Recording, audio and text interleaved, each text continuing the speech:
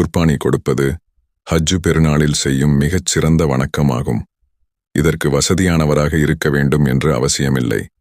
நபிகள் நாயகம் ஸல்லல்லாஹு அலைஹி வஸல்லம் அவர்கள் மதீனாவில் வாழ்ந்த 10 வருடங்களும் குர்பானி கொடுத்தார்கள். எனவே அது ஒரு சுன்னத். இடைவெளியின்றி தொடர்ந்து கொடுத்தார்கள். எனவே அது ஒரு வாஜிப். குர்பானி கொடுக்கும் நாட்களில் அதைவிட மிகச் சிறந்த வணக்கம் ஏதும் இல்லை என்றார்கள் நபிகள் நாயகம். குர்பானி கொடுக்காதவர் எமது பெருநாள் தொழுமிடத்திற்கு வர வேண்டாம் என்ற நபிமொழி குர்பானி கொடுக்காமல் இருப்பதைப் பற்றி எச்சரிக்கிறது. ஆடுகளின் வகை எதுவாயினும், செம்மறி, வெள்ளாடு, மாடுகளின் வகை எதுவாயினும், காளை, எருமை, ஒட்டகத்தின் வகை எதுவாயினும் குர்பானி கொடுக்கலாம். பிராணியின் ரோமங்களின் எண்ணிக்கை அளவு பாவங்கள் மன்னிக்கப்படும், நன்மைகளும் கிடைக்கும்.